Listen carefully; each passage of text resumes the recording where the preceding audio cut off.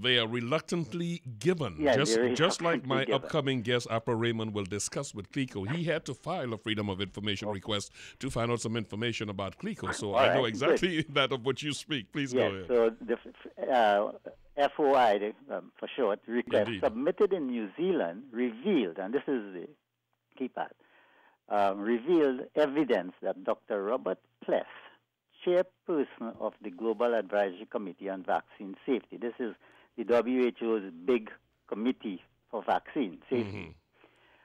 He mentioned some names, Dr. Koji of the Ministry of Health of Japan, Dr. Melinda Wharton of the CDC, Dr. Helen Harris of Auckland University, and others, including WHO officials, who may have been actively involved in a scheme to deliberately mislead the Japanese expert inquiry on HPV vaccine safety before, during, and after the February 26, 2014 public hearing in Tokyo.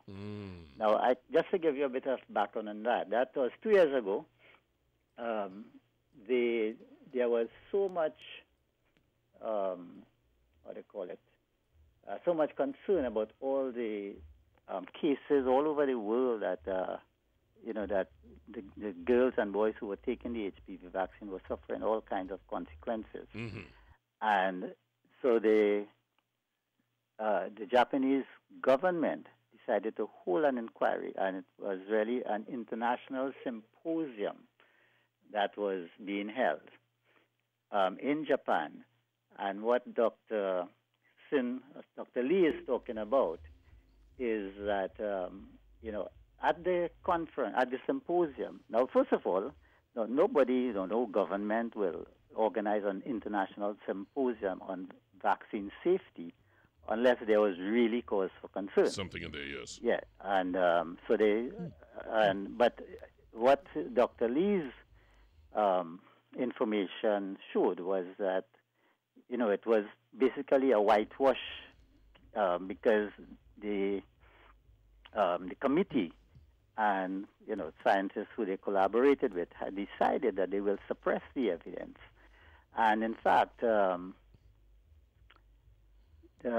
me just pick up. Yeah, the complaint letter states that the emails provided, that's the emails he got from the Freedom of Information request, clearly demonstrate this group of WHO officials and government employees charged with the responsibility of advising the expert committee from the Japanese government on HPV vaccination knew, right, and this is new before February 26, 2014, the public hearing, that one of their own experts showed scientific evidence that HPV vaccination does increase, does increase cytokines, particularly at the injection site compared to other vaccines. Yet they chose to suppress this information at the public hearing. And you were saying primarily, if I should quantum leap because of the limited time here, we are saying that clearly we are seeing that there is not full disclosure and dissenting views are generally ignored or silenced is essentially what you're saying. That is correct. And I'm saying that sometimes, the organizations that you think are there to protect you are not really protecting you. It is a little fact here that walks into this area, because when you mentioned earlier that women are suffering, microcephaly is also born of a number of other drugs, and pertussis is the one here. If you look at the fact in the United States, injuries and death from pertussis containing vaccine are the most compensated claims in the federal vaccine injury compensation program, and influenza vaccine injuries and deaths are the second most compensated claim. So there is the dissenting views that are kept, or the information that's left out. But when you get in the area of things that are taken to the federal courts, you see clearly that there is justification to warrant your concern. Yes. And just one last bit. This is recent news. I think came out in last couple of days. Yes. And essentially what it says, remember we were saying that, just to back up a bit, that Zika does not cause microcephaly. Microcephaly, right. It's clear, based on the figures that we were given. So there must be something else causing it. Okay, and again, people have speculated it could be the vaccine, it could be the large amount of pesticides, herbicides that are being used in Brazil, especially in that area of Brazil, the release of the G mosquitoes, which again some speculate might be the mechanism by which the virus is being spread. But again, most times there's not just one cause. It might be a combination of factors that causes microcephaly. Because, as you pointed out, there are so many cases in the United States that doesn't have the Zika virus. And so this report came from an Argentine and Brazilian doctors named larvicide as potential cause of microcephaly. Okay, now. It says it was quickly linked to the Zika virus. The ministry, that's Brazilian ministry, failed to recognize that in the area where most sick people live, a chemical larvicide that produces malformations in mosquitoes was introduced into the drinking water supply in 2014. This poison, pyriproxyfen, is used in a state-controlled program aimed at eradicating disease-carrying mosquitoes. Okay, so, and then the physician, this is a team of Brazilian and Argentine doctors, they commented, malformations detected in thousands of children from pregnant women living in areas where the Brazilian state added pyriproxyfen to drinking water are not a coincidence, even though the Ministry of Health places a direct blame on the Zika virus for this damage. And I think that comes back to when governments and big organizations make claims, it's hard for them to come back and say we were wrong. So they continue to produce the hype that what we are saying is true, despite the evidence to the contrary. Well, the good thing, the good thing in reading your observations on this, the paper that you wrote on this, you warned against, in conclusion, you warned against us having this thing repeated over and over like a mantra. Eventually, you were saying that it becomes true. It morphs into a cause. So people accept it as the truth. You hold strong to the position that this is not the cause of microcephaly. You hold, thus far, and you hold strongly to the fact that there is really not any justification for this world outcry, this World Health Advisory coming out of the sample size. If it is based on the fact that Zika causes microcephaly, I will say there is no basis for it.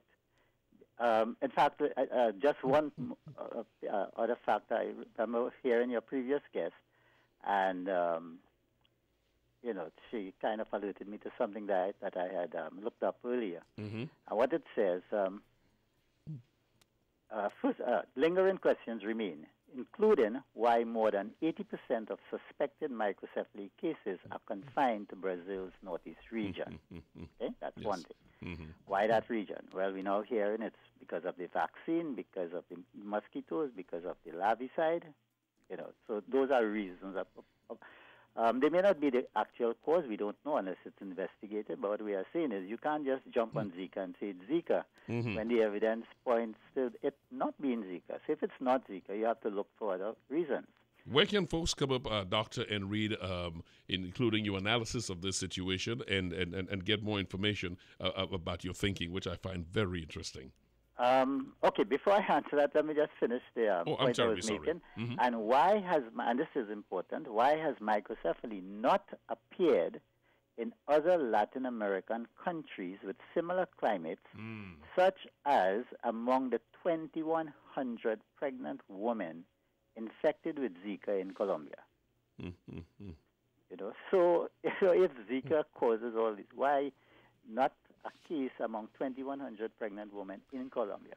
Why only in Northeast Brazil?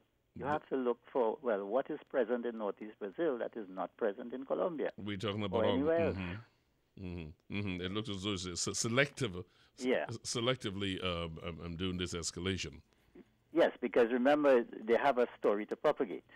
You were saying at the end of the day that you believe that dollars is really behind this situation being blown up. Well, yes, because notice what has happened. The U.S. government has pledged $1.8 billion, to